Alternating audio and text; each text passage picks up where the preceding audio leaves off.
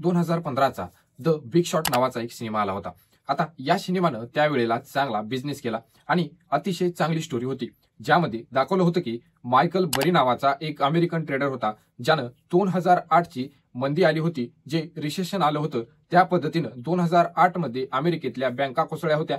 या सगळ्याचा अंदाज या मायकल बरीनं अगोदरच लावला होता। आता त्याला माहित होतं की ज्या पद्धतीनं जग वेडं झाले आहे, ज्या पद्धतीनं अमेरिकेतल्या बँका कर्ज वाटण्यात अतिशय मग्न झालेल्या आहेत आणि त्यांना असं वाटत होतं की हे कधी थांबणारच नाहीये, हे सगळं पागलपण आहे आणि हे कुठंतरी थांबलं पाहिजे आणि हे जर थांबलं नाही तर शेअर मार्केट कोलॅप्स होणार आहे।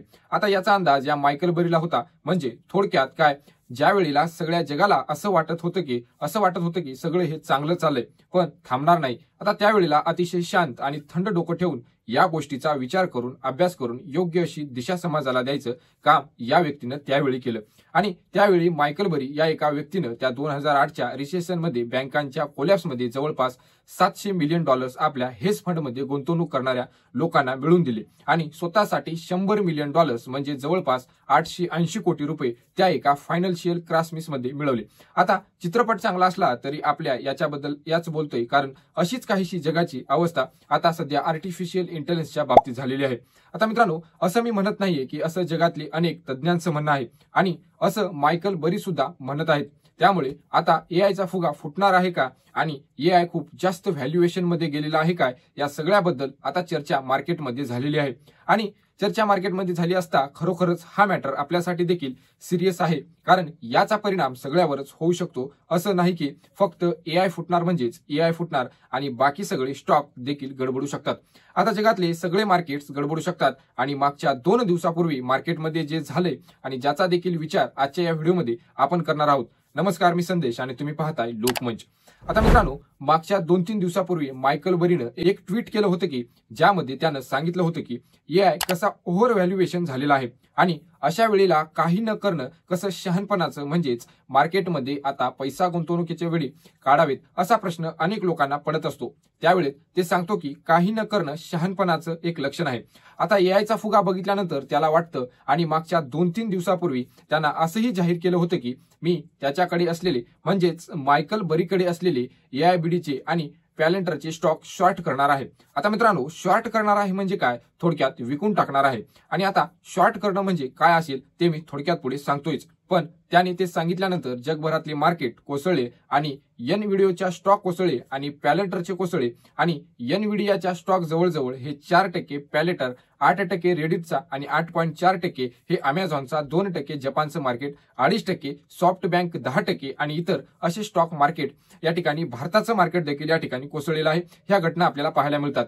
आता मित्रांनो, ज्यांना शॉर्ट करणं म्हणजे काय हे माहित नाही त्यांना थोडक्यात सांगतो। आता शॉर्ट करणे म्हणजे मार्केटमध्ये आपण इन जनरल काय करतो की एखादा स्टॉक 100 रुपयाला खरेदी करतो आणि 120 रुपयाला विकतो, आपल्याला 20 रुपये प्रॉफिट मिळतो। तसंच एखादा स्टॉक आपण 100 रुपयाला अगोदर विकतो आणि नंतर 80 रुपयाला तो खरेदी करतो, याला म्हणतात शॉर्टिंग। आणि यामध्ये देखील आपल्याला 20 रुपयाचा प्रॉफिट होऊ शकतो, पण अगोदरच 100 रुपयाला विकलेला स्टॉक जर 120 रुपयाला गेला तर आपलं 20 रुपयाचं नुकसान इथे होतं, याला म्हणतात शॉर्टिंग। आता मायकल बरीला वाटते की मार्केट कोसळणार आहे आणि एआयचा फुगा फुटणार आहे, त्यामुळे आर्टिफिशियल इंटेलिजन्स मध्ये गुंतवणूक करणारे जे स्टॉक्स आहेत ते काही कंपन्या आणि त्यांचे जे स्टॉक्स आहेत ते जगभरात कोसळत आहेत आणि तरी देखील या प्रमाणात एआय मध्ये डील होत आहेत। आता मित्रांनो, एनव्हीडी ओपन एआय मध्ये इन्व्हेस्ट करते आहे आणि अमेझॉन आणि ओपन एआय मध्ये आताच एक नवीन डील झालेली आहे। त्यामध्ये $38 बिलियन अशा पद्धती जगभरातल्या मोठमोठ्या कंपन्या एआय मध्ये पैसे पंप करत आहेत, म्हणजे काय करत आहे की पैसे इन्व्हेस्ट करत आहेत।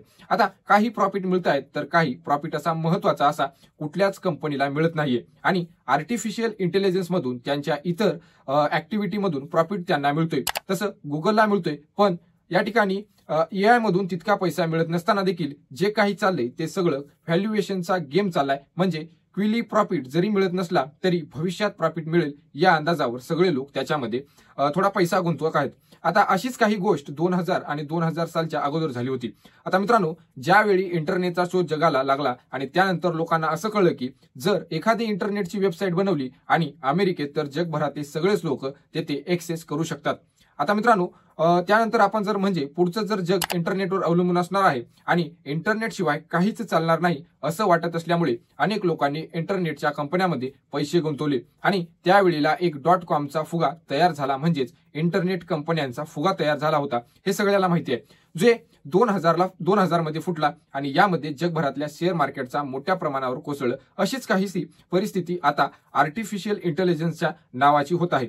आता असं जगातल्या तज्ज्ञांचं मत आहे. आता NVIDIA यासारख्या कंपनीची अनेकांना कदाचित माहिती देखील नव्हती आणि मागच्या 6 किंवा 1 महिन्यापूर्वी भारतातल्या काही लोकांना माहीत नसेल ती कंपनी आता 5 ट्रिलियनचं व्हॅल्युएशन घेऊन बसलेली आहे.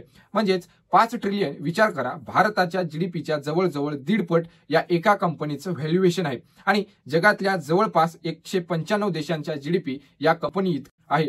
आता एवढी मोठी ही कंपनी होऊन बसलेली आहे आणि या कंपनीला एवढं मोठं व्हॅल्युएशन मिळायचं आहे कारण ही कंपनी बनवते प्रोसेसिंग चिप्स, म्हणजेच ग्राफिक प्रोसेसिंग युनिट्स बनवते, जे आर्टिफिशियल इंटेलिजन्स मध्ये वापरलं जातं.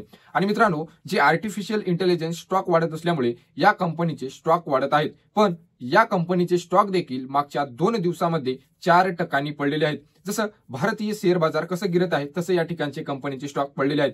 फक्त आर्टिफिशियल इंटेलिजन्स नव्हे तर संपूर्ण अमेरिकन मार्केट आणि संपूर्ण जगाचं मार्केट ओव्हर व्हॅल्यू आहे असं तज्ज्ञांचं मत आहे. आता मित्रांनो, जनरली एक रेशो बघितला जातो ज्यामध्ये असं बघतात की मार्केट कॅपिटलायझेशन म्हणजे शेअर मार्केटमध्ये असणाऱ्या सगळ्या कंपन्यांची एकत्रित किंमत आणि त्या देशांचा जीडीपी यांच्यामध्ये एक प्रकारचा जो रेशो असतो तो पेक्षा जर खाली असेल तर म्हणतात की मार्केट आता खूप स्वस्त आहे आणि ते खरेदी केलं पाहिजे, तो 1 पेक्षा जास्त असेल म्हणतात. आता मार्केट थोडंसं महाग आहे. आता इथं सध्या अमेरिकन मार्केट बद्दल सांगायचं तर अमेरिकेचा हा market capitalization to GDP ratio जवळजवळ 2.25 पर्यंत पोहोचलेला आहे. आता मित्रांनो, त्यामुळे जे अमेरिकन मार्केट हे अतिशय महाग आहे असं तज्ज्ञांचं मत आहे, ज्यामुळे फक्त AI नाही तर ओव्हरऑल मार्केट बद्दलचं असं मत आहे आणि तज्ज्ञांचं पण मत झाले की या मार्केटमधून बाहेर पडायची वेळ झालेली आहे. त्यामुळे या गोष्टीकडे लक्ष दिलं पाहिजे. आता हे सगळं घडत असताना मग मायकल बरी जे म्हणतायत त्याच्याकडे लक्ष देणं महत्त्वाचं ठरलेलं आहे. कारण ज्या पद्धतीनं AIच्या कंपन्या प्रॉफिट न मिळवता त्यांचं व्हॅल्युएशन वाढत चाललंय आणि अनेक लोकांचं AI वरती विश्वास आहे आणि त्याने स्टॉक्स हाईप होऊन म्हणजेच त्यांच्या किमतीपेक्षा जास्त पैसे लोक सगळं एका प्रकारची फ्रिंजी दाखवत आहेत. म्हणजे असं दाखवते की प्रत्येकाला याच्यामध्ये बूम पैसे कमवायचे आहेत आणि त्यासाठी प्रत्येक जण त्याच्यामध्ये उतरायचा प्रयत्न करतोय. आता मित्रांनो, या त्यामध्ये एक गोष्टीकडे लक्ष आपण दिलं पाहिजे. आता जे रिटेलर्स इन्व्हेस्टर्स असतात, जे सामान्य लोक असतात, त्यांना की आशा असते की स्टॉक्समध्ये उतरायला डायव्हर्सिफाईड राहिलेलं पाहिजे. फक्त आर्टिफिशियल इंटेलिजन्समध्ये इंटरेस्ट आणि IT मध्ये पैसे असू नयेत तर इतर गोष्टीमध्ये देखील पैसे असावेत, गुंतवलेले असावेत. अन्यथा एक बूमचा जेव्हा काही हे बबल बस्ट होईल त्याचा फटका सगळ्यात मोठ्या प्रमाणात त्या रिटेल इन्व्हेस्टरला बसू शकतो, जे स्मॉल कॅप इन्व्हेस्टर आहेत त्यांना बसू शकतो. आता मित्रांनो, त्यासाठी डायव्हर्सिफाईड असावा, गोल्डमध्ये पैसे असावेत, सिल्वरमध्ये असावेत आणि इतर कुठलेही फॉर्म असतील, FD असेल त्यातले पैसे असावेत. या सगळ्या गोष्टीमध्ये डायव्हर्सिफाईड राहणं म्युच्युअल फंडमध्ये सेफ आहे. आता म्युच्युअल फंड वगळता इतर काही गोष्टीमध्ये स्वतः जर इन्व्हेस्टमेंट करत असाल, फ्युचर अँड ऑप्शन करत असाल किंवा ट्रेडिंग करत असाल आणि रोजच्या रोज ज्याच्यामध्ये देखील हात भाजून घेण्याची शक्यता आहे, अशा वेळेला जास्त असेल. आता त्यामुळे सावध राहा आणि AIच्या बाबतीत जर जास्त सावध राहा असं मला या निमित्तानं तुम्हाला सांगायचं आहे. आता मित्रांनो, त्याच्याकडे लक्ष द्या आणि व्हिडिओ तुम्हाला कसा वाटला ते मला कमेंट करून नक्की सांगा आणि आवडला असेल तर व्हिडिओला लाईक करा, चॅनलला सबस्क्राईब करा आणि पुन्हा भेटूयात नेक्स्ट व्हिडिओमध्ये. जर तुम्हाला शेअर मार्केटमध्ये काय वाटतं ते मला कमेंट करून एकदा नक्की सांगा. भेटूयात पुढच्या व्हिडिओमध्ये.